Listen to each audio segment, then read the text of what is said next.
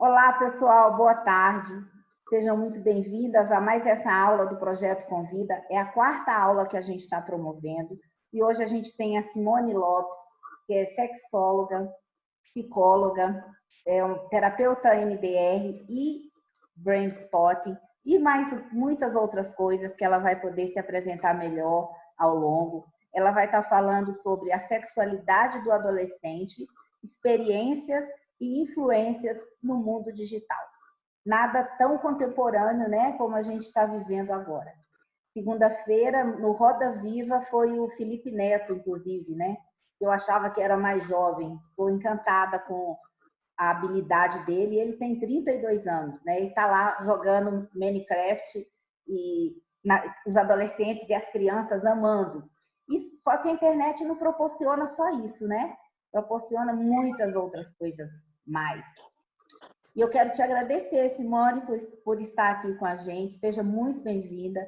Obrigada por ter aceito o convite, tá certo? E a palavra é com você. Eu que te agradeço, Tereza, muito obrigada pelo convite. Estou honrada de estar na sua presença, né? Também uma Gente, terapeuta somos duas. expressiva, né, de Brasília. A gente está tendo esse contato maravilhoso, né? Temos já cursos programados para Brasília também, né? E o nosso tema a gente escolheu em função de ser um tema atual.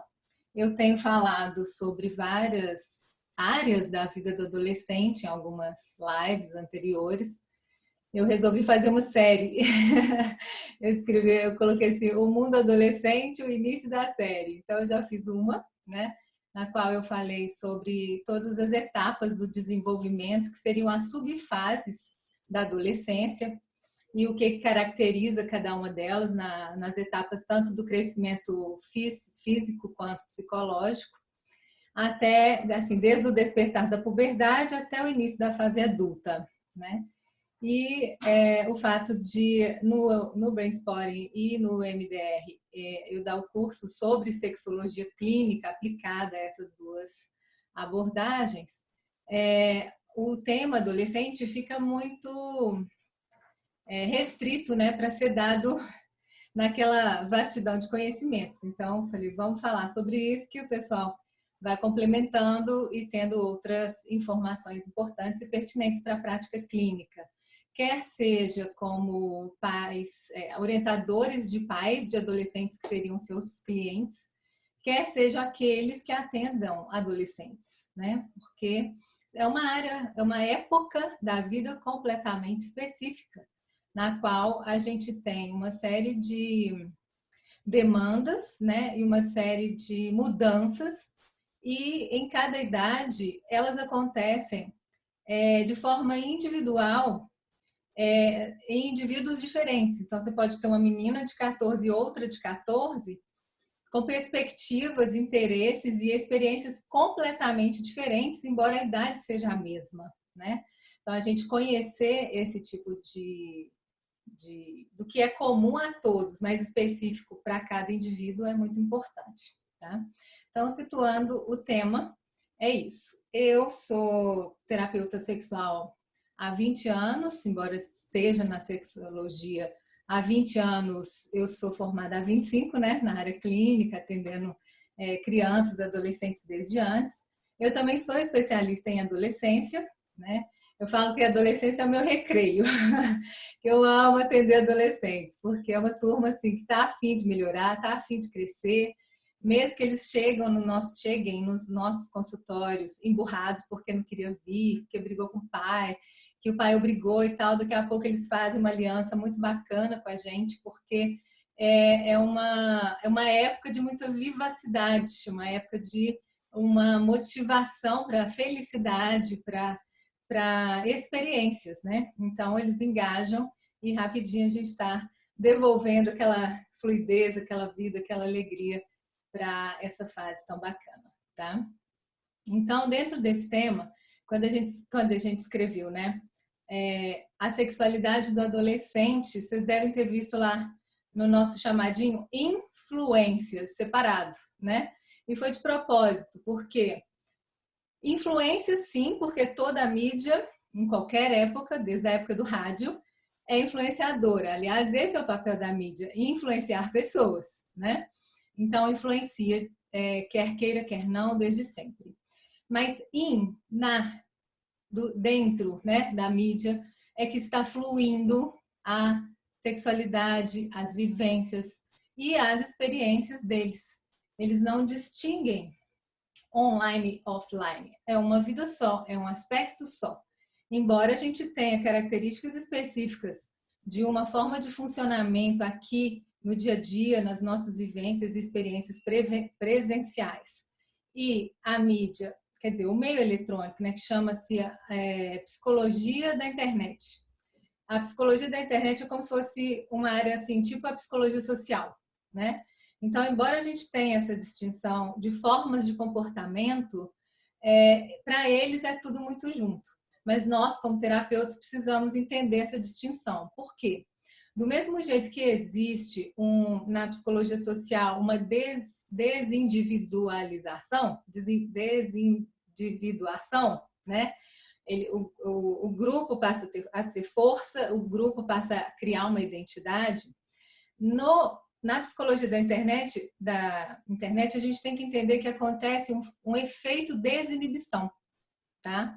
Então, se essa é uma época que já é em si uma época de grandes experiências, de grandes impulsividades por causa de uma série de situações que o adolescente ainda está em desenvolvimento, as suas experiências na rede, as suas experiências dentro e no que flui com essa mídia, tecnologias de todo jeito, tá? Estou falando das interações na internet, onde eles buscam as experiências, que é na grande rede, seja num Google, num site, então eles buscam essas informações.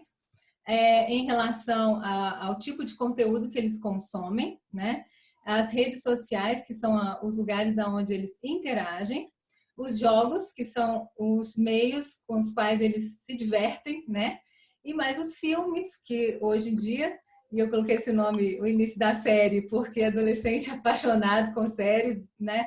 Emenda uma na outra, e eles têm múltiplas experiências também de influências, né? E que eles vão trocando essa linguagem num mundo paralelo, parece um universo paralelo, para quem não conhece aqueles personagens, tanto dos jogos quanto das séries, né? Entre si eles se entendem, mas quem está ao redor parece que é um outro idioma, né? E muitas vezes né? Então, eu separei 4 grandes assuntos para a nossa aula de hoje. Eu vou mostrar algumas lâminas, pouca coisa. Peraí, caiu o meu...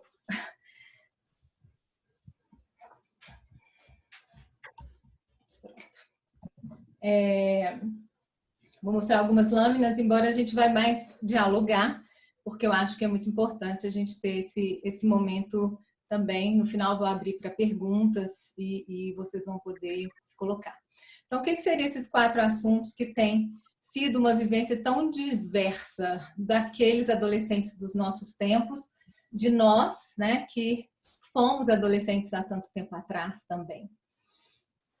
As redes sociais, né? Hoje em dia eles se interagem aí, e a vida deles se constrói nesse ambiente. Agora mesmo eu fiz uma postagem lá no meu Instagram, colocando que a gente, para considerar as influências da internet, a gente tem que considerar as influências do ambiente, porque as experiências que o adolescente tem na rede, ela não acontece no vácuo. Ao redor dele tem um ambiente de convívio, tem uma família, tem amigos, tem contextos de cultura, tem contextos de status e entre várias outras coisas que o influenciam. E como a sexualidade em si, ela é permeada pelas diversidades de cultura, de religião, de efeito sociocultural, educacional, não é somente a gente criar uma ideia de que a mídia criou tudo, né? É aquilo que ele faz lá, junto com a bagagem que ele trouxe e junto com tudo que está no ambiente dele, tá? Então, redes sociais, nudes, A gente vai falar sobre isso, como que isso interfere, quais as orientações que a gente deveria dar, as pornografias e os jogos, tá? Esses 4 assuntos eu acho que já abrange muita coisa da sexualidade dos adolescentes. Eu sei que aqui na nossa aula de hoje não temos só profissionais, eu deixei a aula aberta também para pais, tá? Então, assim, eu vou falar numa forma onde que vocês, enquanto profissionais, vão ter instruções e orientações para tratar com os seus adolescentes ou para orientar os pais deles. E aqui isso serve também para uma orientação direta aos pais que estiverem presentes ou profissionais de outras áreas. Combinado? Tá bom. Então, quando a gente fala de sexualidade, é redundante, é sinônimo de afetividade e de sexo, tá? Sexualidade inclui as duas coisas. Sexualidade é afeto, sexualidade é contato, é carinho, é troca, é intimidade emocional e sexualidade é sexo propriamente dito. É contato também de sedução, é contato erótico, é contato genital. Por quê? Porque isso é o contexto que a gente tem desde que nasce até enquanto a gente morre. Então, se em determinada época da vida a gente não tem relação sexual, não quer dizer que a gente perdeu a sexualidade. Se uma criança ainda não está pronta para a vida sexual, não quer dizer que ela não tenha sexualidade, né? E enquanto exercício na vida do adolescente que está no seu despertar, entende-se ambas as coisas, ok? Bom, então, no contexto da internet, eu vou colocar uma tela aqui que eu acho que é muito importante para vocês situarem. Ela está aberta, né? Ok. Então, olha só. Isso aqui é uma pesquisa que foi publicada em 2017, em 2018, e foi feita em 2017, publicada em 2018, pelo Comitê Gestor de Internet no Brasil. O início dessa pesquisa, na verdade, e o padrão dessa pesquisa é um padrão internacional, tá? Foram pesquisados mais de 23 mil lares no Brasil e mais de 3 mil adolescentes, tá? Na faixa de 9 a 17, 18 anos. Eu não sei os dados aqui agora, não, depois a gente entra neles. E essa base internacional é um intuito de entender como que acontece a vida dos adolescentes online. A primeira pesquisa foi feita em 2009 e ela chamava EU Kids Online, EU, União Europeia Kids Online, que nos 23 países da União Europeia, eles levantaram dados de como as crianças agiam na rede, o que eram os riscos, o que eram as possibilidades, como que elas interagiam. E isso tem sido repetido ao longo desses anos. Lá eles já estão na terceira fase dessa pesquisa, então tem muitos dados importantes, muitas coisas que nós, como países que fomos aprendendo com quem já tinha maior experiência, igual a Europa aprendeu com a China, com países da Coreia, que já tinham problemas, inclusive com dependência química. É igual, né? Dependência de internet antes deles, né?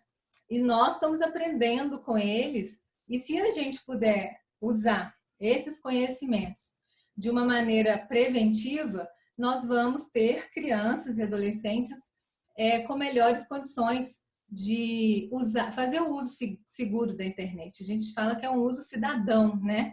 A criança ou adolescente saber se comportar na rede como cidadão exemplar. Aquela educação que a família passa e exige, ou gostaria que seu filho tivesse, que ele também saiba ter essa conduta na rede. Então, a gente pouparia esse efeito de desinibição, né? Embora ele já seja um construto que qualquer um perde isso lá, se você entra naquele nível, parece que todo mundo é igual, parece que existe o anonimato, parece que todo mundo faz o que está sendo feito, parece que todo mundo é amigo, né? Mas quando você para pensar, opa, não, né? Isso é um efeito manada, isso é um efeito muito maior do que eu mesmo se eu não estiver atento, né? Então, aqui vamos entender, olha só o que é o enquadramento dessa pesquisa. Ela envolve, né, um nível que é do nível do indivíduo, o que ele faz na rede? O que a internet, o que o mundo online traz para ele?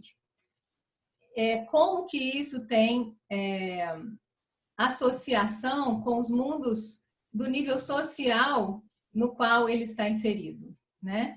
E nesse nível social, quais são os outros status de nível de regulação nacional ou até mundial, porque a rede, a gente tem que entender que ela é em si aberta e mundial.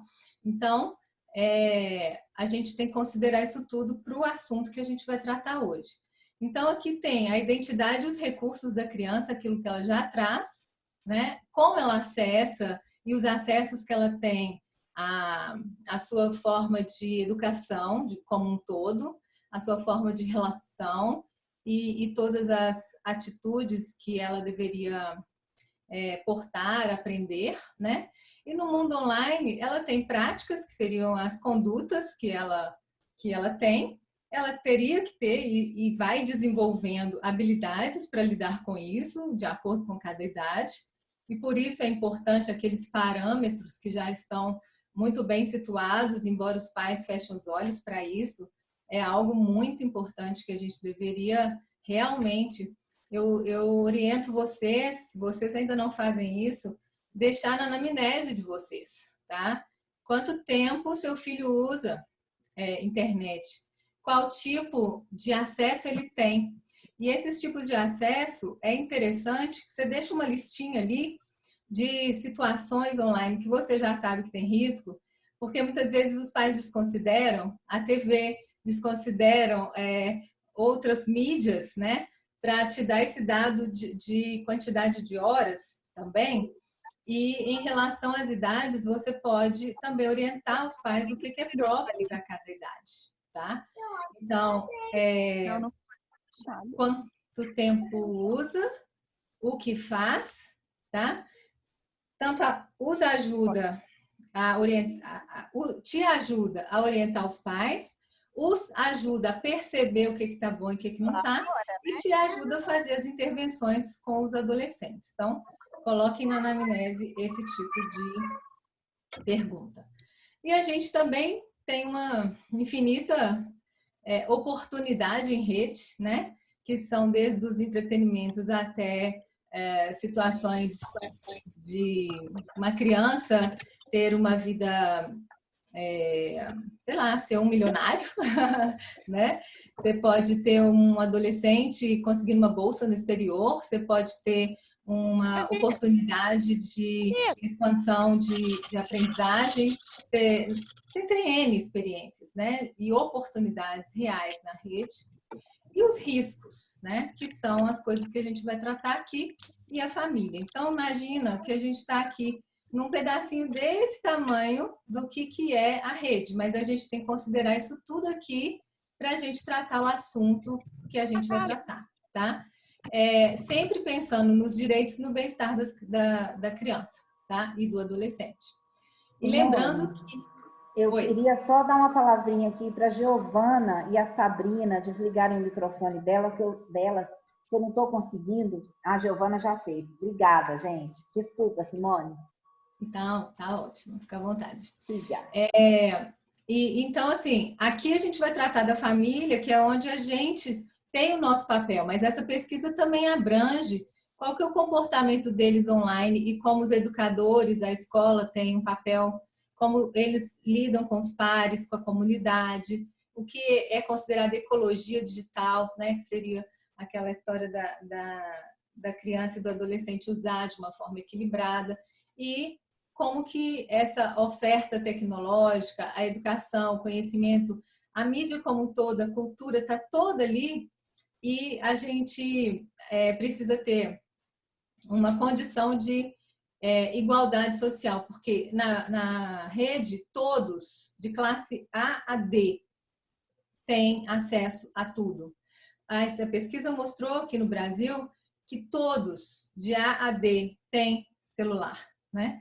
Tem uma pesquisa da Microsoft que mostrou que em 2014 o Brasil estava entre os 5, era o primeiro país e durante algum tempo ficou entre os 5 primeiros países. Atualmente eu não sei como é que está essa pesquisa para trazer o dado atualizado para vocês. Onde crianças menores de 8 anos eram o país número 1 que essas crianças eram proprietárias de aparelhos de celular, tá? Então isso é uma coisa interessante porque dá status, né? Então assim, o pai ele compra o celular novo, dá o velho para o filho, ou o contrário, o filho quer o novo porque saiu o modelo e o colega quer. E assim, e o uso indiscriminado disso, quanto mais a classe é baixa, quanto menos instrução a família tem, mais vulneráveis essas crianças estão, né? E mesmo nas classes maiores, onde existe maior instrução, a gente vê uma série de situações ainda sendo negligenciadas pelos pais, tá? Bom, então, isso que eu não vou entrar muito aqui, mas é interessante saber como que os pais estão fazendo essa mediação em relação aos seus filhos, né? Quanto ao uso da internet, se eles têm uma presença ativa, né? Se eles conversam, se eles dialogam, se eles mediam esse uso seguro no sentido de estabelecer estratégias com seus filhos, se eles restringem alguns campos de determinada idade para que a criança esteja mais segura, e outras restrições técnicas que seriam monitoramento, entre outras coisas, tá? Eu quero chegar aqui para dizer o seguinte, que é assim que a gente tem que pensar que os nossos adolescentes hoje fazem as suas relações, encontram as possibilidades. A gente tem os adolescentes, hoje eles conversam e dialogam em todas as línguas, porque mesmo que eles não saibam o idioma, os tradutores, né? Então eles ficam acordados de madrugada e isso rende tanto porque eles vão conversando em redes sociais e conectados com outras pessoas daquelas comunidades, sejam elas comunidades de jogos, de animes e entre outras coisas que eles curtem, e isso vai ampliando cada vez mais os seus contextos em termos de exposição e vulnerabilidade. E isso tudo está na mão deles a qualquer hora, em qualquer lugar, 24 horas por dia.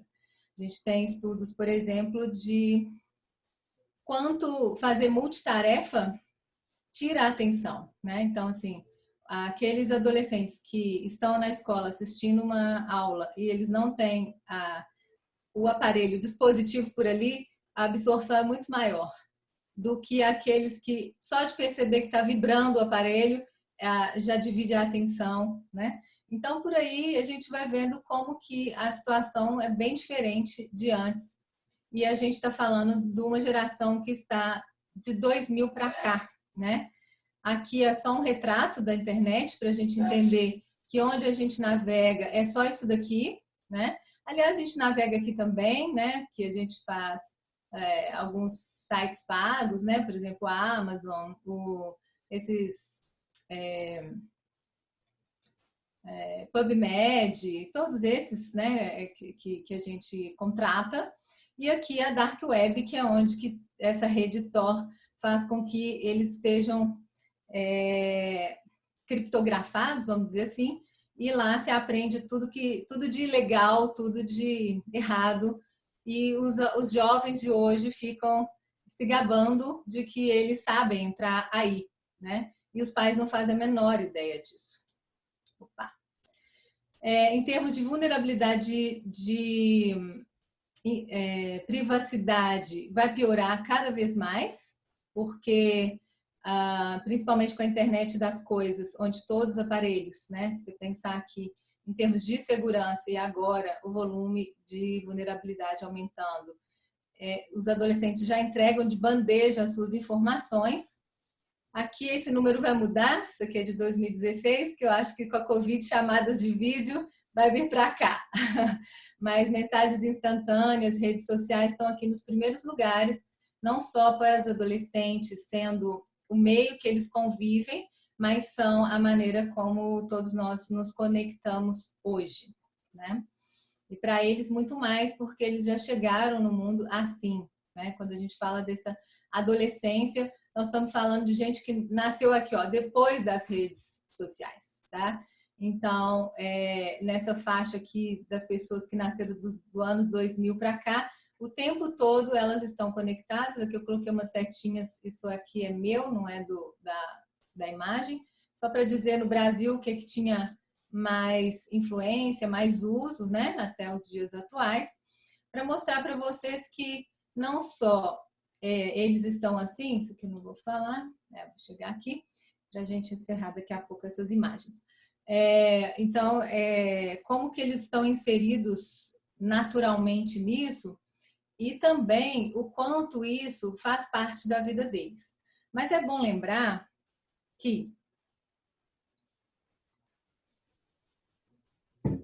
cada rede social tem uma idade mínima para entrar. Até 2018,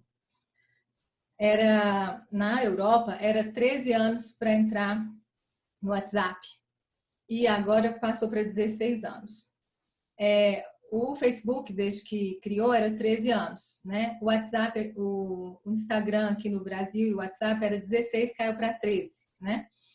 E eu tenho os meus clientes adolescentes que eles falam assim, é engraçado que nas redes sociais todo mundo é maior de idade, né?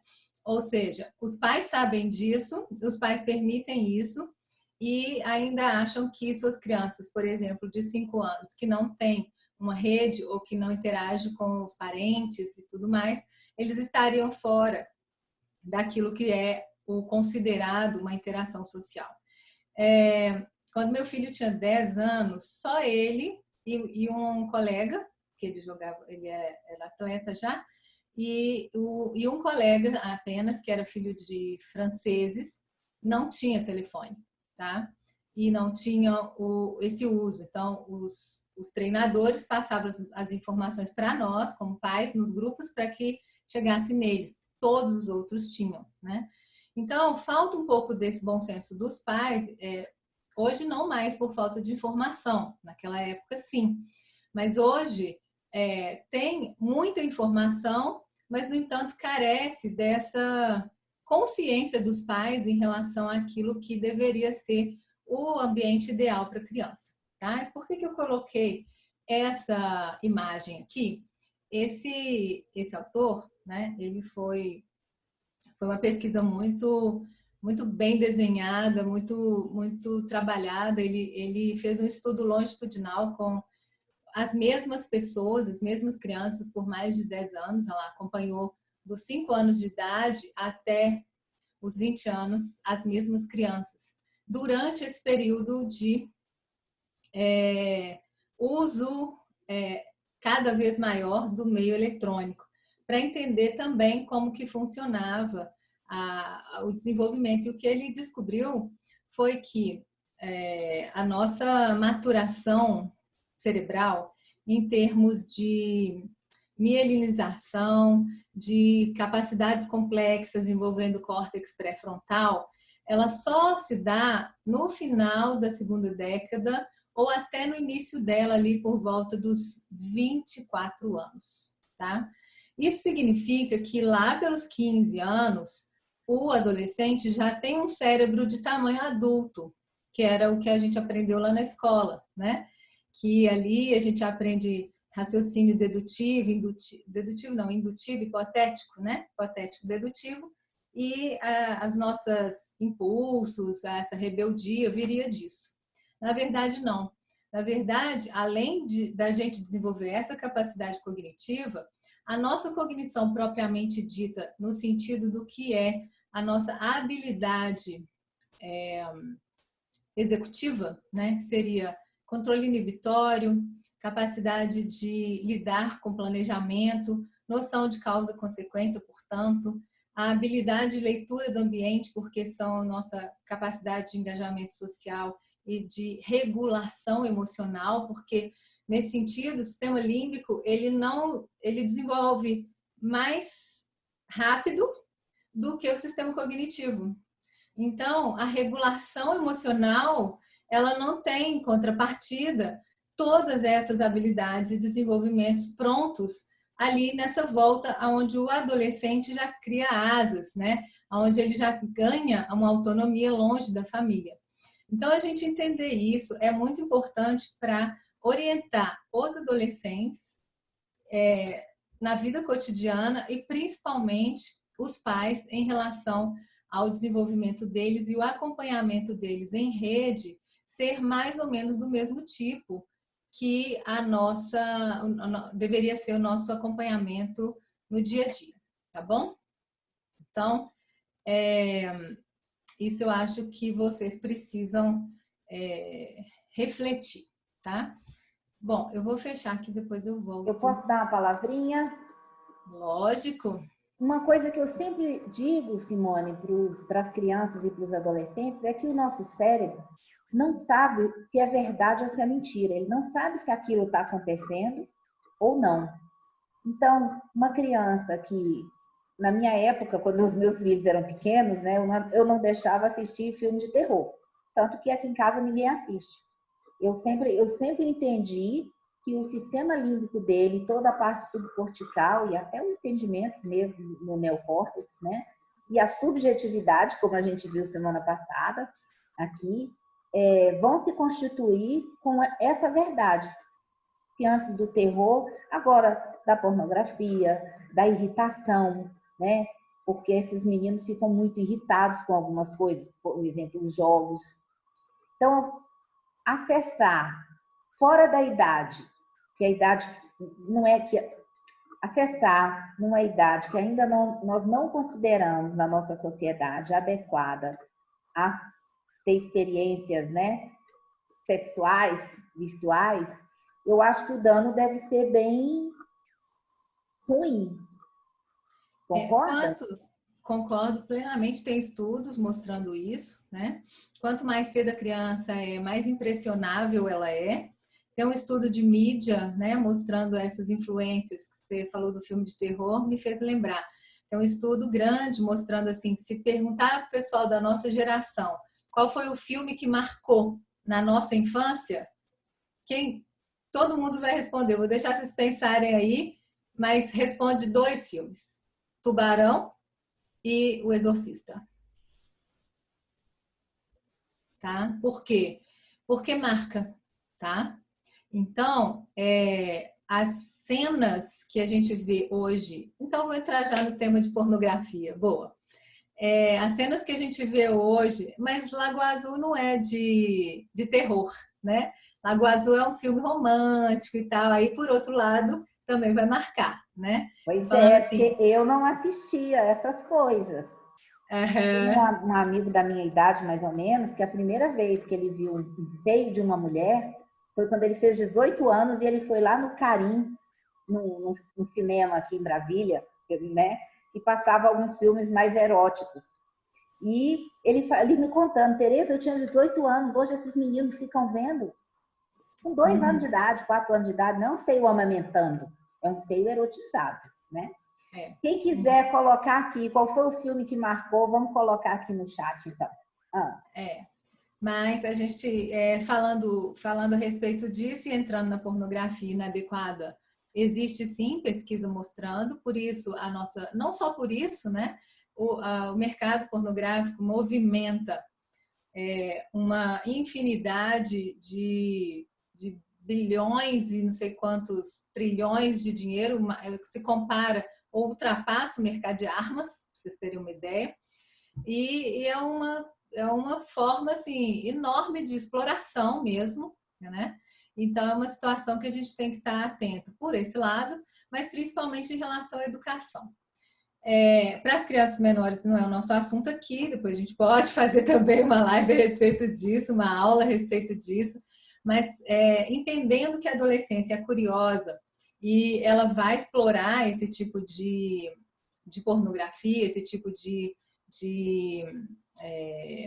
material, o fato de estar 24 horas disponível todos os dias da semana e gratuito é algo que os coloca muito, muito, muito em risco em relação a acessar material indevido antes de uma faixa que ele mesmo quisesse e tivesse a sua sexualidade desenvolvida para isso.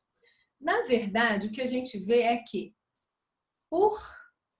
de forma voluntária, os adolescentes mais velhos buscam mais a pornografia do que os mais jovenzinhos. Quando chega nesses mais jovenzinhos, ali na puberdade, 9, 10, 11 até 12 anos, o efeito disso é bem devastador, no sentido que aquelas cenas, essa pesquisa mesmo estudou isso, nós temos uns gráficos aí, que eu não estou entrando neles, mas ela mostrou que naquela faixa ali de 9, 12 anos, aquilo cai para eles de uma maneira acidental, tá? E depois os perturba por muito mais tempo, às vezes por dias seguidos, às vezes todas as semanas, durante meses depois, tá? Então a gente não está falando isso por uma situação moral, religiosa, repressora. A gente está dizendo que é inadequado por causa do processo evolutivo que ainda não chegou para essa criança. Nessa fase, esse adolescente, né? Nessa fase, o que ocorre é que esse adolescente deveria estar envolvido ali com seu próprio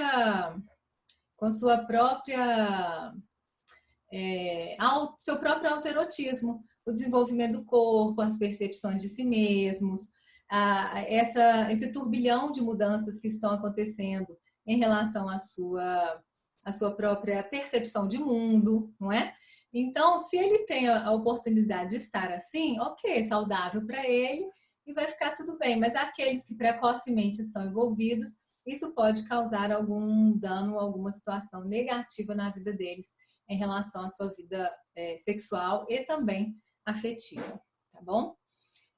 Quando a gente fala de pornografia, mesmo nesses meninos que estão mais tarde buscando voluntariamente, tem um estudo incompleto ainda, mas é um estudo que está preocupando. Ele foi publicado em 2017 a respeito de como os adolescentes estão necessitando do vídeo para masturbação, tá? Masturbação é uma palavra até errada, porque do latim significa poluir com as mãos. Mas ela já ficou corriqueira, a gente usa ela mesma. Mas o certo seria autoerotismo, né? Então, o seguinte, para que o adolescente obtenha o conhecimento do corpo, seja ele menino ou menina, eles passam naturalmente por uma exploração sexual, curiosa, e que vão chegar no despertar da sua própria percepção de excitação, de conhecimento do corpo com seus pares ali, nos beijos, nos amassos, nas carícias, o que estão envolvidos em cada fase, e também com o autoerotismo, para que eles possam explorar, então, já a experiência da sexualidade, não com sexo, o coito propriamente dito, mas com as experiências do prazer sexual, com a intenção desse prazer, tá bom? Então, o que a gente precisa entender assim, essa pesquisa tem mostrado assim, o tanto que esses adolescentes estão usando sempre, todas as vezes, o vídeo para se masturbarem, será que isso está criando neles uma incapacidade de fazer de criar essa imagem 3D? Porque antes você pegava a revista debaixo da cama do seu primo, do seu tio e tal, depois corria com aquilo em mente e ia lá praticar com a sua fantasia, com a seu próprio filmezinho na cabeça, ou você lembrava de uma cena, ou você criava uma cena, e isso te deixava mais em contato com o seu próprio corpo, né?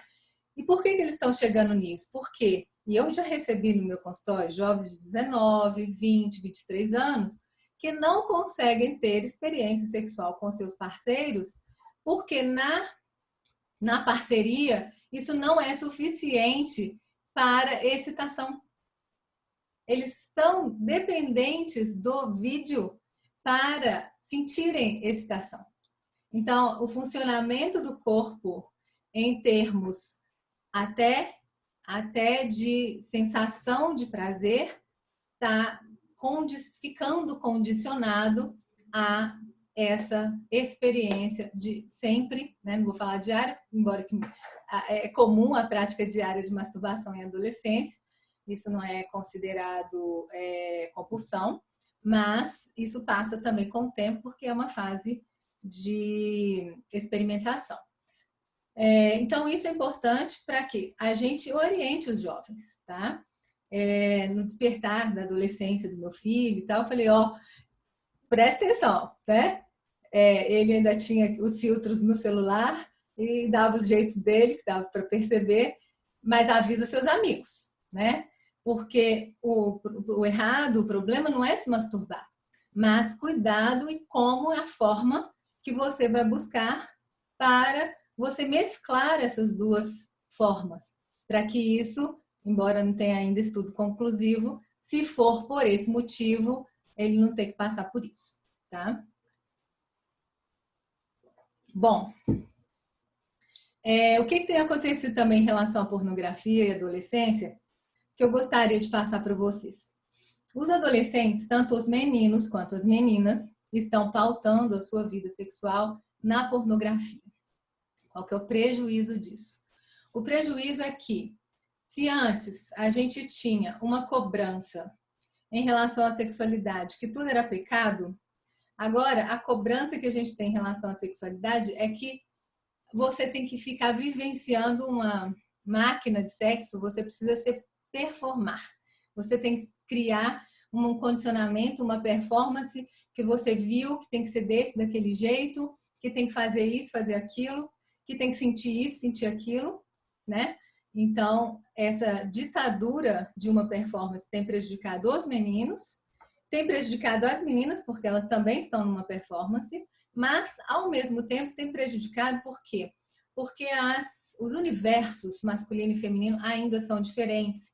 Embora exista uma igualdade de gênero, no sentido de que as mulheres têm liberdade sexual, os homens são mais sensíveis, né? Todo esse equilíbrio, a gente percebe esse movimento. Na realidade, o que ocorre é que as mulheres ainda são muito românticas. Então, por mais que elas se dizem descoladas, eu estou na época de pegação e tal, já elas estão apaixonando, né? Já elas estão querendo algo mais. E aí, o que acontece? Fica uma discrepância muito maior do que aquela geração que antigamente sentia isso em algum nível, tá? E aí, isso vai se perdendo, porque a internet já cria esse ambiente de não intimidade, né? A exposição em rede em relação à própria intimidade sexual, que eu digo, o corpo, né, exposto, tira a condição do aspecto da intimidade também, que é tão fundamental. Então, a gente acha uma pena e um desperdício o despertar da sexualidade ser vivenciado de uma forma tão cindida, tão dicotomizada. Porque se a gente acabou de falar que sexualidade é afeto e sexo, seria muito mais agradável, muito mais inteiro e muito mais fator preditor de uma sexualidade saudável no futuro, se o despertar da sexualidade pudesse ser com essa medida, aonde o carinho, o apreço, o respeito, o ambiente, né? Eu escrevi num outro post lá daquele da borboletinha, que a gente nunca esteve tanto tempo, numa época de tanta diversidade e ao mesmo tempo de tanta informação e com tanta liberdade sexual, não é? Então, se a gente está num ambiente propício para isso, infelizmente os nossos adolescentes não estão experimentando isso, tá? E uma coisa também que é curiosa, e é um outro estudo também que ainda está em evolução, que é o seguinte: essa é a geração que tem essas informações disponíveis, essa liberdade toda para exercício da sexualidade, mas em todas as décadas comparadas, é a geração que menos pratica sexo, tá? E aí tem aí é um outro aspecto que tem a sua tão o seu envolvimento com outros prazeres, né? Aí já entra a situação aí das dependências de internet, né? Do mundo um pouco frenético, da falta dessa conexão, né? Desse afastamento de engajamento social e de intimidade no qual a humanidade estava indo, tomara que ela esteja voltando e resgatando. Tá? Simone, Alguma pergunta sobre a pornografia que eu vou passar para frente? eu posso falar? Está me ouvindo? Claro, Ah, claro. a Cláudia está pedindo para você comentar sobre adolescentes, por exemplo, uma menina de 14 anos, 16, que todos os namorados que teve foram virtuais. Então, esses encontros, pegando um gancho no que você está falando, né? Eu nem sabia disso, que tem esses encontros virtuais, é namoro e, às vezes, com um nome falso, né? Está pedindo para você falar um pouquinho sobre isso. Exatamente. Uma das hipóteses desse estudo é essa, né? Que o sexo propriamente dito, o encontro propriamente dito, tem ficado substituído por relações virtuais, né? E essas relações virtuais, às vezes, não só com uma pessoa, no sentido de fazer isso por webcam, por cenários assim de situações que eles falam, gêneros falsos, nomes falsos, né? Então, isso pode ser terreno aberto até para pedofilia, né? Para situações de abuso, no qual ela se sente amada, querida, protegida e até namorada, e tem alguém do outro lado, na verdade, explorando aquela ingenuidade, aquela carência e tudo mais.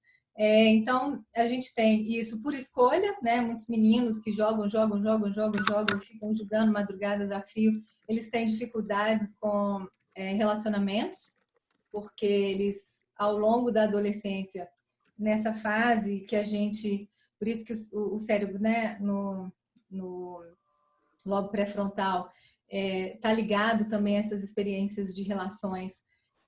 Depende do ambiente para esse amadurecimento, né? Essa leitura de ambiente, essa habilidade social, eles vão perdendo, porque eles estão imersos em casa jogando, né? E aí, porque eles perdem essa habilidade social, eles também perdem isso nos seus grupos, nos seus pares de iguais. E ali as festas vão rolando, eles se esquivam, eles vão embora mais cedo, eles não aceitam o convite, e eles nunca ficam com ninguém, e aí eles vão também ter essas relações virtuais.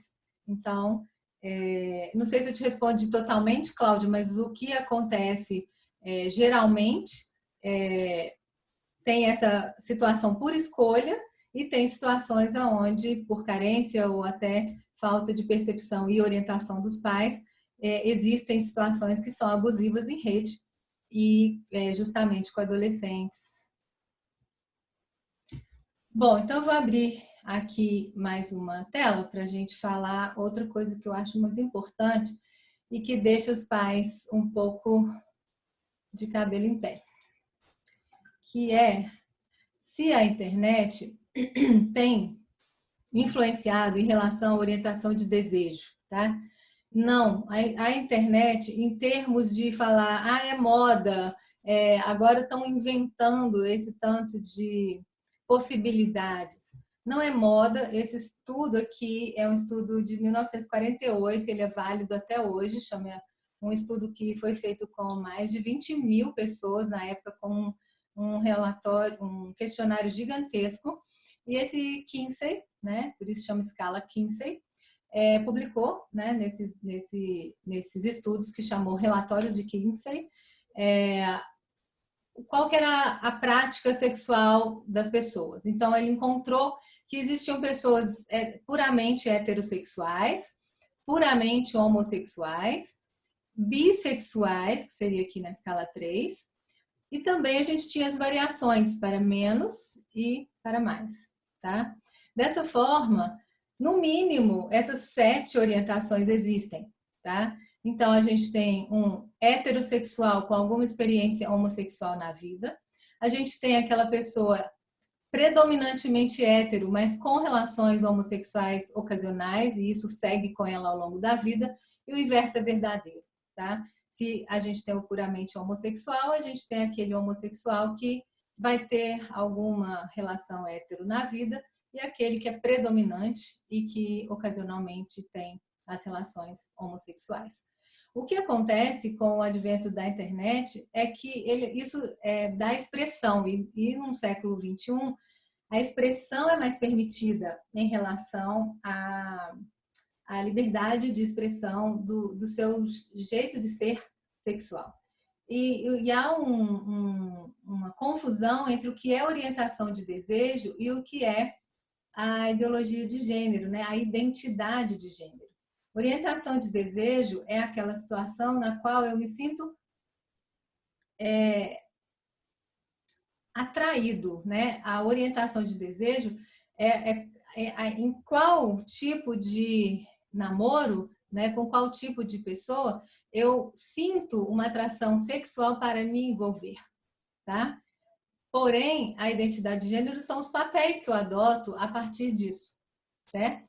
Isso vem desenvolvendo lá atrás, desde que a gente nasceu. Não é que chegou na adolescência e aconteceu alguma coisa diferente, é uma construção, certo?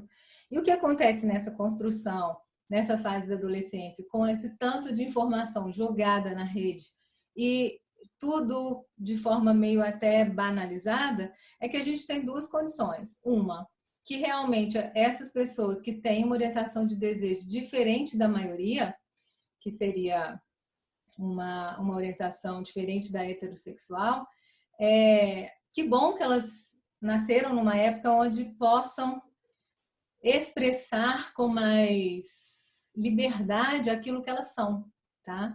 Porque a discriminação só prejudica o desenvolvimento delas. A discriminação familiar, a discriminação social só prejudica aquilo que seria o despertar, o ficar, o ter experiências ali como uma experiência de vida, fica ou naquele par que eu escolhi para fingir que eu gosto, né, só para alguém achar, então eu estou atropelando quem eu sou, ou numa situação pior, porque para eu não ser discriminada, eu escondo. A cor da pele não dá para esconder. Se alguém vai me discriminar, vai. Se eu tenho um braço amputado, vai me discriminar. Então, assim, é meio... É um pouco traidor essa capacidade de esconder a sua orientação sexual. Por quê? Porque existe uma violação externa, então eu escondo porque eu não quero ser discriminado, mas eu também me violo naquilo que eu sou porque não gosto daquilo que eu pratico, tá? Então isso é um problema. E o outro problema, no extremo oposto, é o seguinte: crianças mal orientadas, crianças ou adolescentes, né? Quando eu falo crianças aqui, entendo adolescentes, né? E geralmente são, porque não tem uma educação sexual adequada, chegam na adolescência e, porque está tudo muito liberado, cria uma confusão que nem deveria existir em relação à sua orientação. Por quê? Como eu me pauto para eu criar a minha identidade? Em mim mesmo. É o meu centro, é o meu senso de eu, é o que eu sou, é o que eu gosto, é o que eu desejo, que me orienta a escolher as coisas. Ou, no caso aqui não é uma escolha, né? Mas assim, que me orienta a me fazer perceber como eu sou perante as coisas. E nesse caso, os adolescentes que estão no grupo e nos grupos virtuais, né? Porque assim tem sido essa forma de relacionar hoje, eles se pautam fora. Então, se todo mundo fica, todo mundo faz, e eu já recebi cliente de 14 anos que ela falou assim para mim: ô Simone, todo mundo é bi, né? Então, assim, existe ali um tipo de pressão, né, do grupo ou de falta de informação. E aí, no que uma adolescente dessa precisa experimentar, porque todo mundo faz, na hora que ela experimenta, óbvio que ela vai sentir excitada, ou ele vai sentir excitado. Por quê? Porque nosso corpo ele foi projetado sensorialmente, né, numa carga elétrica. Se eu tenho uma sensação que atinge meus olhos, eu vou sentir dor. Mas se eu tenho uma sensação de carícia, eu vou sentir prazer. Se for numa zona erógena, se for um beijo, se for uma carícia, eu vou sentir prazer. E aí isso cria uma confusão na cabeça daquele adolescente, achando que ele é gay porque ele sentiu prazer num ato sexual, num ato de beijar, num ato de ficar, numa brincadeira de verdade e consequência, como já aconteceu com clientes e adolescentes que eu já atendi, que levaram essa dúvida para a vida e que vai criando muita confusão indevida, tá? Então, é nisso que nós temos que atuar, enquanto pais, enquanto profissionais, para que eles entendam essa situação de que está dentro de mim e eu não, e isso vai surgir. Eu falo com os meus clientes o seguinte: ninguém precisa ter nenhuma relação sexual para comprovar se sente atração por um ou por outro. Você pode ter uma pessoa virgem anos e ela sabe se ela deseja homem ou se ela deseja mulher. Ou qual tipo de atração, ou se deseja mais tipos, né? Porque são vários hoje em termos da configuração que orientação de desejo depois vai ali para a questão de papéis. Então, para não fazer essa confusão, eu trouxe isso aqui para vocês entenderem que a orientação de desejo está ligada aqui, ó. A referência que eu faço ao meu desejo, a como eu sinto atração, tá? A identidade de gênero está ligado aqui, como comparado ao que eu sinto que eu sou, comparado ao que eu nasci em termos sexuais, eu sinto uma congruência em relação a isso, tá? Então, é como a sua cabeça pensa sobre si mesmo e como você se sente e se enxerga, tá? Se você se enxerga homem, se você se enxerga mulher, se você não se enxerga dessa maneira, o que vai acontecer é que você não vai estar lá no quadrinho dos heterossexuais, você vai estar em outro, né? Que aí é a expressão sexual, né? A expressão de gênero, que seria a identidade de gênero, tá? E a identidade de gênero é justamente isso. Desde criança, ali até os 3 anos, isso também está sendo desenvolvido. Isso não brotou na adolescência, não, tá? Então, ali até essa primeira fase da infância, a gente percebe como que aquela criança se sente. É lógico que se você tem uma situação mais extrema, isso é muito mais explícito. Se você tem uma situação que não é extrema, isso nunca é explícito. E o pai e a mãe não tem que saber isso, muito menos a criança, porque ela não está pensando em que ela vai desejar para casar ou para ter relacionamento. Ela está se sentindo e se comportando mais de um jeito ou mais de outro. E aí vem uma confusão maior, porque como na nossa sociedade esses papéis eles não são mais determinados categoricamente, né? Mulher pode vestir calça, pode jogar futebol, menino pode usar uma roupa, uma blusa cor-de-rosa e pode fazer coisas que menina faz. Então, não tem essa separação. Agora, o ruim, de novo, é aquilo. Uma criança está ali com uma expressão, alguém vai lá e reprime. Depois, ela tenta ser ela mesma, alguém vai lá e reprime. Sendo que, mesmo essa expressão de gênero, gente, não está determinando a orientação de ninguém. Você pode ter um homem que seja mais afeminado ou efeminado, as duas formas é certo de falar, ou uma mulher com características mais masculinizadas, e o desejo dela é o desejo do sexo oposto, tá? Então, por isso, mais uma vez, o que é da minha identidade, eu sei, não é o outro que determina. Ao longo da história da pessoa, os determinantes socioculturais vão dizer como aquilo vai se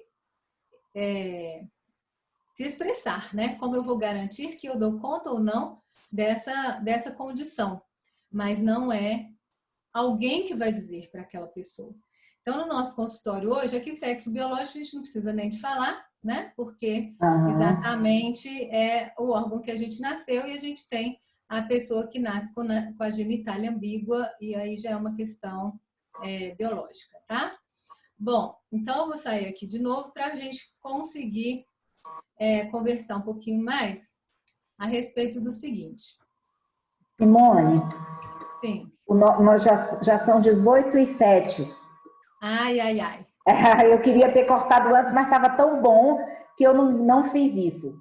Que eu não vou privar todo mundo, né? Acho que todo mundo está como eu, adorando. Só para você saber o horário. E se puder já ir fechando. A Muita gente coisa ainda. vai deixar alguns assuntos para depois, porque tem os nudes e um pouquinho que eu ia falar dessa proteção e dessa educação, tanto em relação a essa questão, tanto em relação a essa questão da diversidade, quanto em relação à questão dos nudes. O pessoal tá falando, tá bom não, tá maravilhoso, né? Não é, Vinícius? O Bruno tá dizendo que gostou muito dessa expressão, orientação de desejo, e no final ele tem uma pergunta para fazer, o Bruno. Então, eu vou falar mais rapidinho, sem quebrar a nossa intenção de informar, mas sem delongar demais, porque a gente acha que tem que falar tudo de uma vez e eu sou um pouco assim, muito, não vou dizer excessiva não, eu sou intensa mesmo, então na medida que eu vou falando, acho que é interessante. Tá bom. Então, situando aqui, só uma educação que eu acho importante informar, tanto para os profissionais que estão aqui presentes, quanto para os pais que estão aqui presentes. Se você tem uma situação que você está vivendo na sua casa, com seu adolescente, que você precisa orientar os pais, não há sofrimento maior do que alguém querer ser diferente do que ele é, tá? E o outro jeito, que é aquela pessoa confusa, simplesmente, a ficha caiu, tá, entendi. Eu vivenciei aquilo, mas era fase da minha vida ou fase da minha experiência, então tá tudo certo comigo, né? Eu sinto isso e tal. E sem querer também a gente enquadrar tudo só dentro de um pontinho daquele ali. Essa categorização também é só didática, tá, gente? Tem pessoas que são fluidas, sim, na sua identidade de gênero, na sua expressão de orientação de desejo, e a gente tem que ser imparcial e lidar com isso, e ok, tá? Mas uma dica que eu quero dar, quer dizer, uma orientação que eu quero dar é a seguinte: se isso tem a ver com como eu nasci, como eu me sinto, como isso é representativo para mim enquanto pessoa, a gente tem N casos de adolescentes doentes. Eu já peguei casos de adolescentes chegando ao ponto da esquizofrenia, tá? De tanto negar a sua experiência ou a sua orientação de desejo, ok? Então, depressão é comum, necessidade de agradar é comum, vontade de suicidar é comum. Por quê? Eu não quero dar esse dissabor para os meus pais. Seja velado ou seja explícito, essa pessoa percebe, tá? Por quê? Porque ela percebeu nas piadas ao longo da vida, ela percebeu no despertar da adolescência dela. Senta direito, não é assim, isso não é coisa de homem, tá? Então, o jeito que a família vai ensinando para tentar enquadrar só dentro de um pacote restrito, acaba adoecendo aquela pessoa. Agora, se a família, e segrega mais ainda essas pessoas da sua própria felicidade e também das suas experiências de vida, que seria mundo social, mundo de profissão e mundo de autoaceitação e satisfação sexual, tá? Então, assim, orienta, né, os pais a acolher, orienta essa pessoa a se desenvolver de uma forma saudável, entendam que ser homossexual ou bissexual ou outra forma de gênero não é errado e também muito menos promíscuo, né? Isso é um equívoco também, e é interessante que a gente possa deixar esse fluir ser uma vivência importante. Agora, lógico que nós somos formadores de opinião. Nós sabemos o que é certo e errado pautados no que é doença e no que é normal. Em relação à forma de lidar, isso é particular. Particular de cada pessoa, particular de cada cultura, né? Então, assim, eu tenho adolescentes, por exemplo, de 14 anos, de comunidade favela, né? Que são atendimentos que a gente ajuda e tudo mais, que tem uma mentalidade que tem que engravidar com 14, 15, porque isso é protetor contra abuso, tá? É ali daquela comunidade, mas se ela tem essa visão, você pode trabalhar isso com ela, você que vai orientar, tá? Eu tenho clientes, por exemplo, que são engajados em grupos de jovens, são engajados em situações que eles fazem donativos, fazem grupos, fazem acampamentos, e eles têm na igreja carismática, na igreja evangélica, mais ou menos um slogan que é eu decidi esperar, né? E é super protetor para eles, está de acordo com a ideologia, com a família, com o contexto que eles vivem. Que ótimo, tá feliz? Ótimo, não tem que viver uma vida porque os outros vivem, né? E ao mesmo tempo, essa situação que eu acabei de falar, tá? Então, esses padrões e valores sociais, religiosos, tá? Que a gente tem, eles são protetores. O risco é igual, tudo tem seus dois lados, né? Pediram aqui para comentar. O risco é o seguinte: isso tornar para o adolescente uma repressão tão grande ao ponto dele sofrer com isso. Mas o que eu vejo em geral? Quando eles têm esse tipo de critério, são jovens que casam mais cedo, são jovens que têm uma expressão outra na sua vida. Tereza, a sua foto está tampando você, é isso mesmo?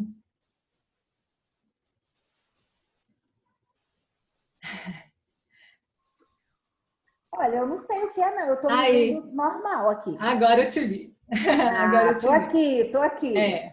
Então, os valores religiosos, os valores morais, os valores éticos e tudo que envolve a estrutura, a ideologia e o próprio ambiente nosso, nós como terapeutas, em primeiro lugar, a gente tem que respeitar, tá? Aquilo que cada família determina, aquilo que cada adolescente quer para si, aquilo que cada visão de mundo determina, é nosso papel respeitar, certo? Agora, também é nosso papel, porque somos formadores de opinião, orientar as discrepâncias, tá? Porque essas discrepâncias vão causar sofrimento, certo? Então, você pega uma pessoa com um valor arraigado demais, já está numa vida sexual e só vive a culpa, só vive o medo, só vive o pecado dentro da cabeça, não curte nada. Espera aí, então vamos ajudar essa pessoa a refletir sobre esses valores, sobre essas crenças, o que funcionava quando ela era criança, por que ela aprendeu isso, até que ponto isso foi protetor, para que ela possa ampliar e liberar a sua própria vivência, porque o importante é ter essa satisfação, né? Agora, você pega uma outra pessoa com um outro lado completamente sem orientação e completamente se jogando em situações de risco, você também tem que pontuar, né? Você tem a sua imparcialidade, mas o seu papel ali é também de educador, tá? Então, por exemplo, uma jovenzinha já era universitária, porém novinha.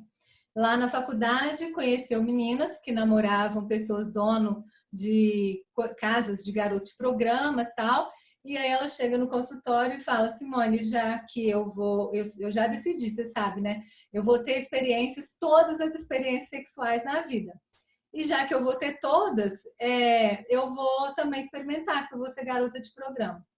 Aí eu falei: peraí, né? E eu falei com ela, com conhecimento de causa que eu tô te falando. Eu já atendi pessoas, garotos de programa, homens que trocavam e vendiam seu corpo por causa de droga, né? O resultado não é bom, não é em termos de saúde, em termos de integridade física, mental, e mulheres também, né, que passaram por isso, seja por curiosidade, igual você está indo, seja por necessidade, entre aspas, por causa de situações que esse início aconteceu, que invariavelmente perdem sua identidade, vão parar na droga também para suportar aquilo. Não é uma vida feliz. Isso você não está dizendo de uma experiência que você vai poder escolher seu parceiro. Ah, não, vou ficar só com os bonitos. Olha o nível da fantasia da pessoa, né? E também vou ganhar muito dinheiro, né? Ou seja, você tem que orientar, não é? Porque são situações que vão e fogem do razoável. A pessoa está em risco ou de sofrimento ou de detonar com a saúde dela, ou ela está em risco também de se jogar em situações que mais tarde também vão detonar com a saúde dela, seja física ou mental, tá bom? Então, o nosso papel é imparcialidade, sim, mas conhecendo todas as coisas e lidando com todas as coisas, a gente tem alguns parâmetros a seguir, ok? E muitos deles eu falo assim, ó, fica à vontade, nós estamos conversando aqui de homem para homem, né? Porque às vezes eles com vergonha de falar e tal, né? Ou então chega meio assim, aí eu falo, olha, já ouvi de tudo aqui, qualquer coisa que você me falar não vai ser novidade, não tem problema o que você me falar, porque eu já estou acostumada, eu sou uma pessoa que eu escuto aqui dentro os segredos dos outros, né? Então, é uma coisa que deixa a pessoa mais à vontade, porque tem muita coisa que a pessoa não vai trazer. Ela guarda sozinha, né? Principalmente quando é uma coisa que está fora daquele padrão, tá? Vamos entrar nos nudes para a gente encerrar. Eu vou falar... Ixi, eu tinha que falar em 10 minutos, mas... Então, eu nem vou mostrar minha fotinho lá. Tem uma fotozinha assim. Eu vou mostrar só para fixar o que é cada situação. Tá, então aqui a gente tem o jeito das pessoas se relacionarem agora por aplicativos, mas aqui não é lugar para adolescente novo, tá? Os aplicativos, se não me engano, é para maior de idade.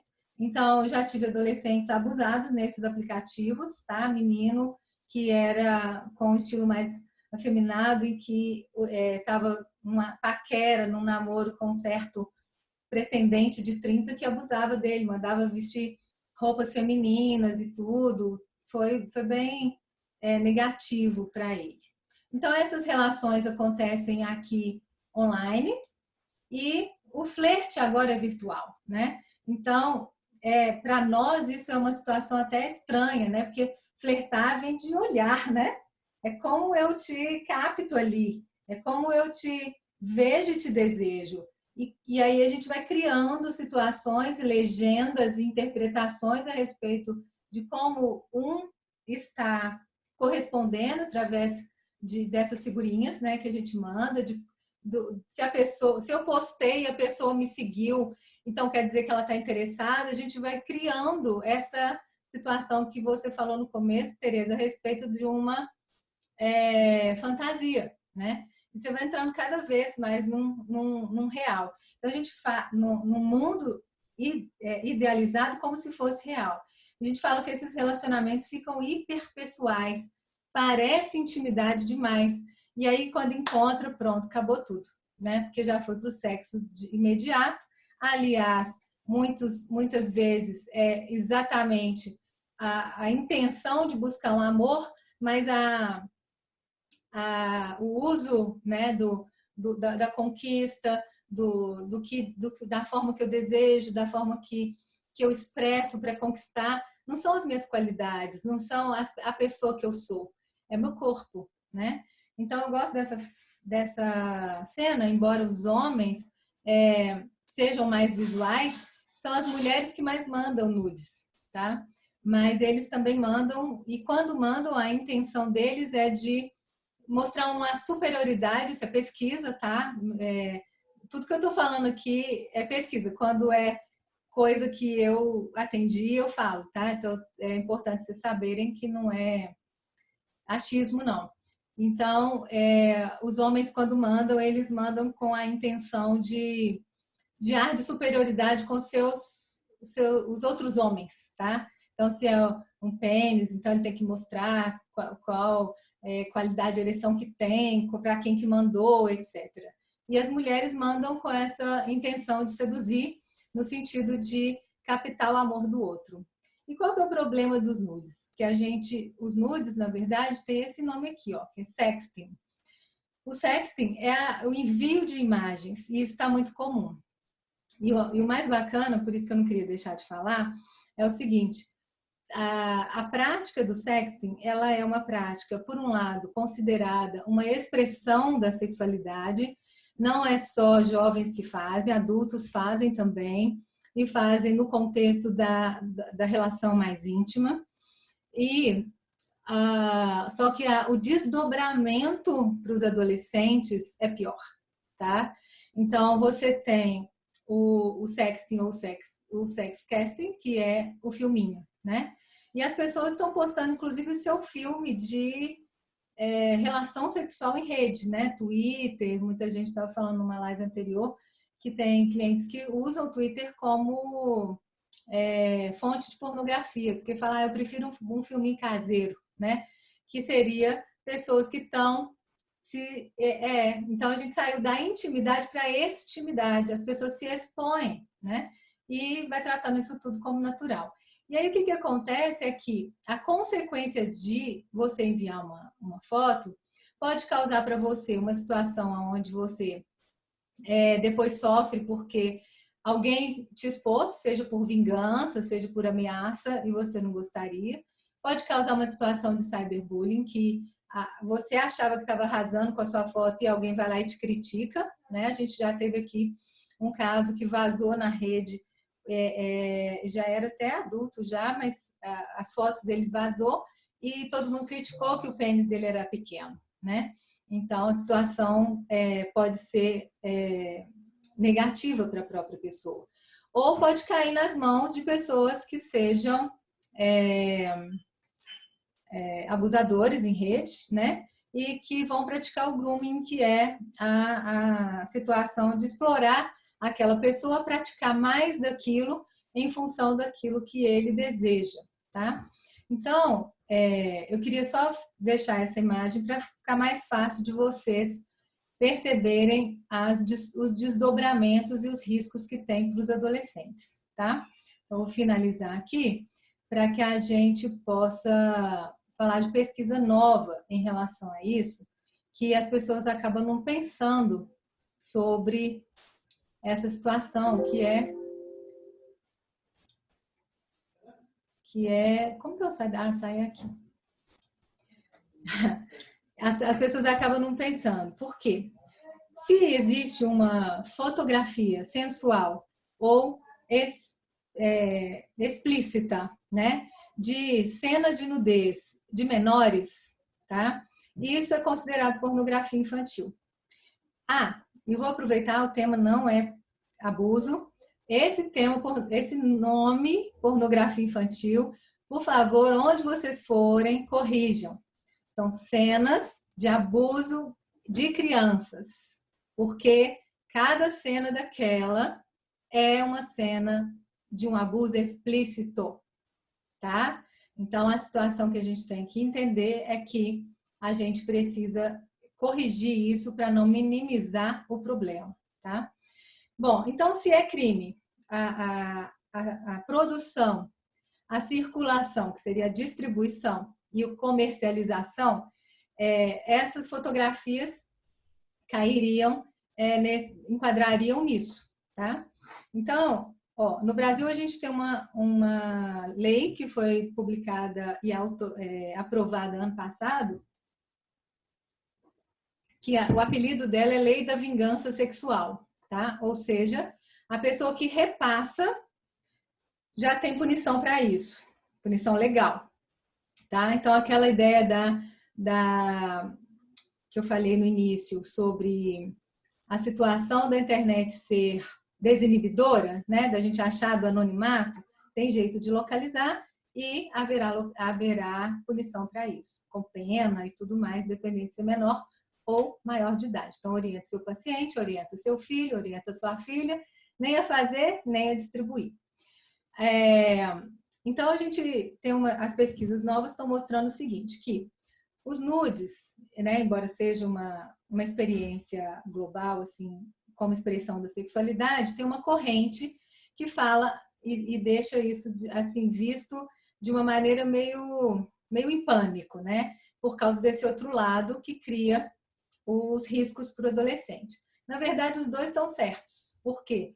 Há um lado e há o outro. Então, a gente precisa achar um equilíbrio em termos da educação, de que crianças menores, adolescentes mais jovens, ou mesmo adolescentes que não estejam, que sabem, né, das consequências, eles vão fazer porque estão fazendo, mas a gente tem que fazer o que a gente chama de educação primária, né? A educação primária é a gente mostrar para eles essas situações que eles estariam expostos a riscos futuros, tá? Porque do ponto de vista de se mostrar, isso não é um problema para eles. Hoje em dia, se antes o corpo nu era um tabu, era uma vergonha, hoje em dia não é mais. Então, pegar isso é simplista.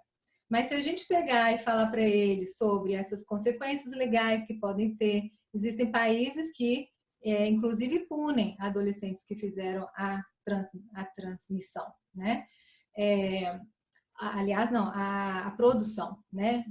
Só de ter feito os nudes, né? Transmissão sempre. Porém, a gente também tem que mostrar para eles outras consequências do tipo, você não é anônimo, alguém pode te achar, né? Então, tem uns joguinhos que a gente faz, principalmente que trabalha em grupo com adolescente, cada grupinho pode representar um tipo de risco, tá? E aí, um grupo representa esse anonimato, outro grupo pode representar ali a situação de ter a consequência legal. E assim, geralmente o grupo...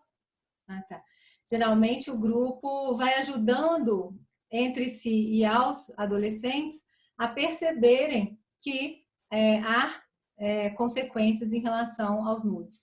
Porque quando a gente orienta, ou quando os pais orientam, eles falam que isso é coisa de gente ultrapassada, né? É como se a gente não estivesse evoluindo com eles, tá? Mas os estudos têm mostrado uma coisa muito mais interessante ainda, é só mais isso que eu vou falar para a gente encerrar, que é o seguinte, os nudes, quem pratica nudes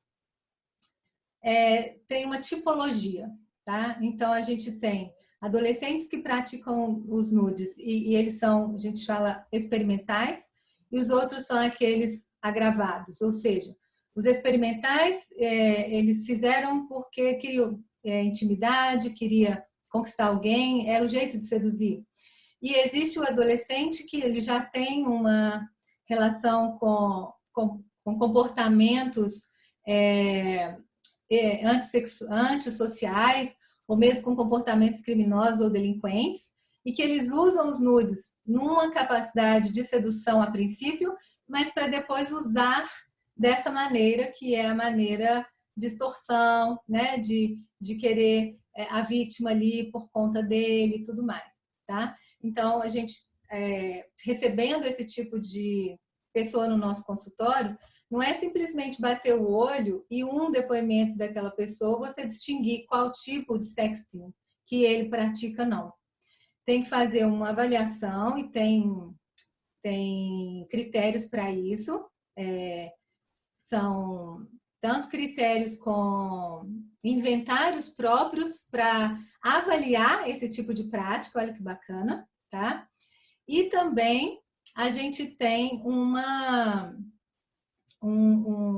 obrigação de fazer toda uma avaliação psicológica e neuropsicológica de personalidade, de capacidades de interação social desses indivíduos para enquadrar num ou no outro. Por quê?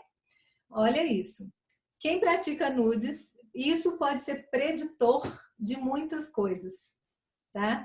Então, geralmente, são pessoas que estão muito mais propensas a comportamentos de risco. Geralmente, são pessoas que vão se envolver em outras relações de violência. São pessoas que vão praticar sexo depois de ingerir bebida alcoólica e vão por consequência, estar expostos a outros riscos com sexualidade desprotegida, né? Então, a saúde dessas pessoas estão em risco, tá bom? Bom, isso tudo que eu estou falando sobre os nudes está descrito num livro que é de 2019, a publicação brasileira, mas ele é de 2017, publicação original, que é de uma pessoa especialista em dependência de internet. O livro chama Dependência de Internet em Crianças e Adolescentes. Aí tem um capítulo específico e lá um desses critérios está até descrito, tá? E também ele cita outros e pede essa avaliação detalhada da parte de personalidade que a gente pode colocar em relação aos nossos testes e critérios brasileiros, né? Porque de acordo com os testes lá do SATEPS, tá bom? Bom, então é isso, né? Tem alguns pormenores aí que aí vocês podem ler esse capítulo desse livro, que está bem interessante, que é uma pesquisa nova. E o interessante é que quem fez essa pesquisa, porque eu trabalho muito com essa coisa de abuso e tal, foi exatamente o primeiro pesquisador, que foi em 1984, a primeira pessoa que tratou o tema abuso como sendo um tema específico. Ele chama Finkelor, um negócio assim o nome dele. Ele é canadense e o autor do livro é Young e Nabucco. Tem alguém perguntando ali, tá?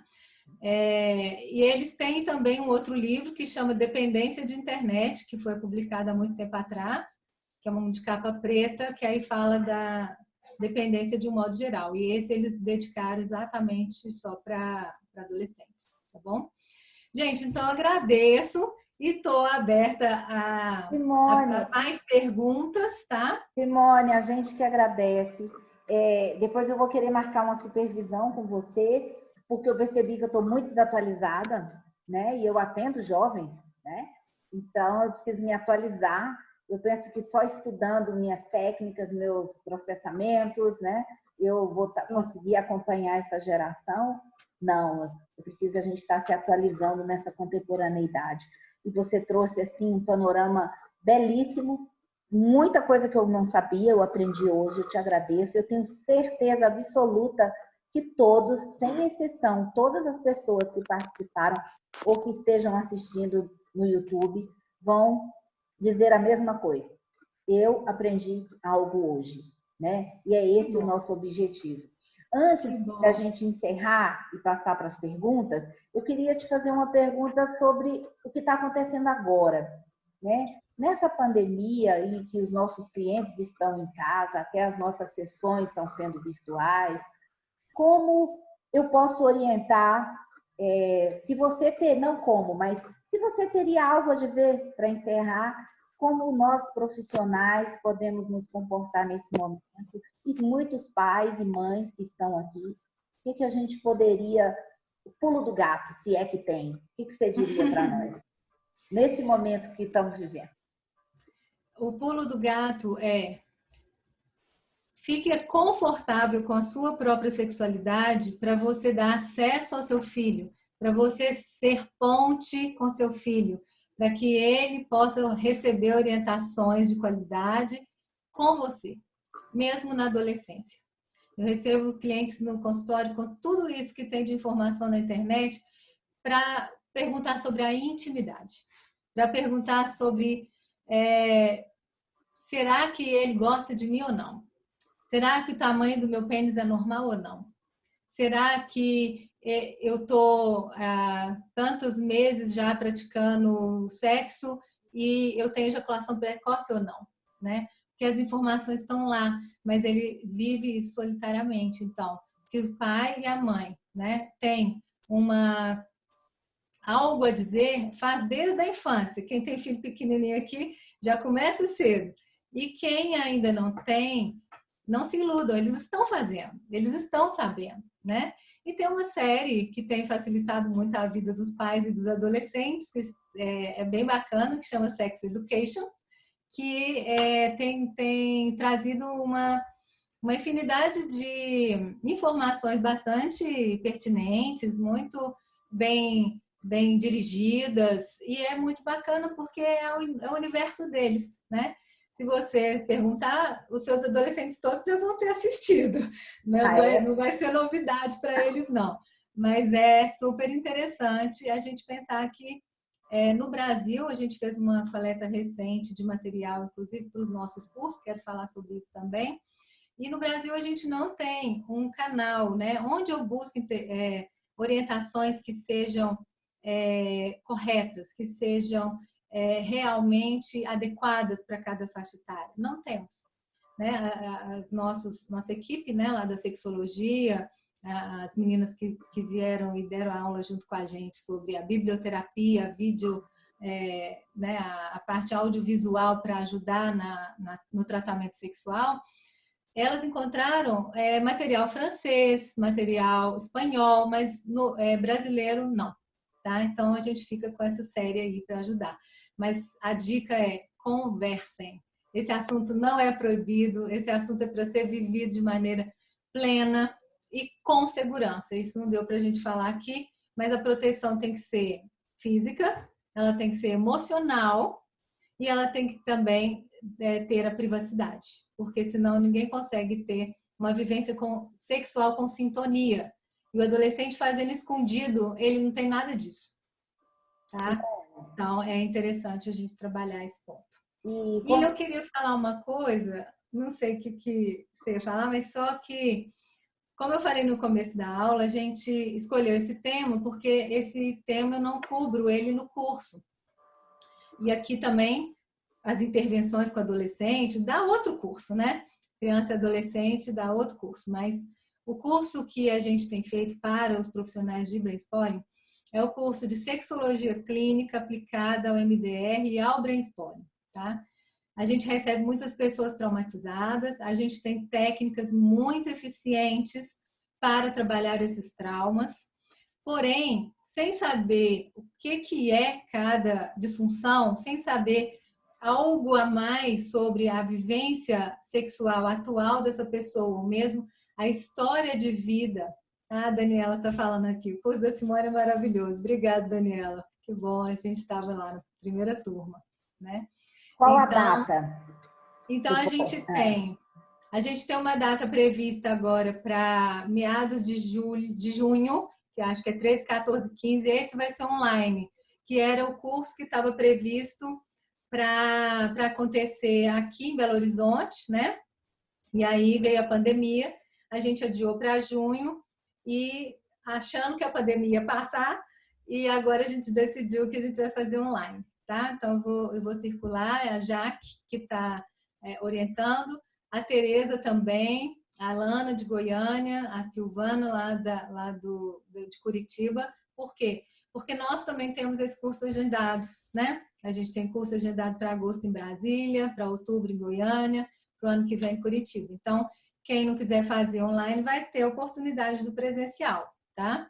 Mas no presencial, a primeira fase trata das disfunções sexuais principais dos homens e das mulheres, com protocolos de MDR e Brainspoiling para vocês, que eu desenvolvi com a minha prática clínica, que eu adaptei a parte sexual junto com a maneira que a gente atende no MDR e defino os atalhos para vocês, né? Olha, tal tipo de caso, se ele for trauma precoce, você vai usar desse jeito. Se for uma situação assim, você vai usar desse jeito. Então, assim, só no primeira fase a gente tem 14 protocolos, porque é no mínimo um para cada tipo de disfunção, tá? E daí depois tem fase 2, que são os assuntos especiais, né? Que seria a identidade de gênero, a situação de tratamento de casal, tratamento com crianças abusadas. Então, assim, eu sou suspeita para falar porque eu amo o que eu faço. E quando eu desenhei, né, esses protocolos, né, eu fiquei feliz porque, assim, a minha experiência de 20 anos me mostrou isso fácil no caminho. Mas poder passar para vocês que vão chegar numa ponta sem saber a outra, vai facilitar demais a vida com intervenções muito precisas, com intervenções muito potentes, para não ter que ficar anos de terapia para resolver um problema, porque a terapia sexual em si é uma terapia breve, tá? A terapia sexual ela é para ser até 12 sessões. Só que o que acontece com os traumas complexos? Fica anos de terapia com a terapia sexual, porque ela é terapia cognitivo-comportamental. Aí você vem com os nossos abençoados abordagens de brainstorming e MDR. Na maioria das vezes, não são todos os casos, mas você consegue fazer intervenções também breves, mesmo em questões mais complexas. É muito bom, tá bom? Obrigada pela presença de todos. Você ia falar alguma coisa e eu te cortei. Não, eu ia exatamente te perguntar sobre os cursos, sobre você falar um pouquinho e na sequência você foi falando. Eu já estou inscrita para o próximo virtual aí. Eu já vi pessoas aqui que também estão interessadas, então a gente já vai depois fazer o contato. Mais uma vez, muito obrigada pela sua generosidade de compartilhar seu conhecimento tão rico com todos nós, né? Minha gratidão enorme e sei que é de todos, porque está assim, obrigado, palestra maravilhosa, aula maravilhosa, né? Todo mundo agradecendo sua generosidade. Muito obrigada mesmo. Obrigada. Eu que agradeço, foi uma oportunidade muito ímpar para mim estar com você, Tereza, né? E, assim, trazer um pouco desse conhecimento hoje e saber que ele está reverberando dessa maneira e que isso vai ser útil para a vida de vocês me deixa completamente realizada.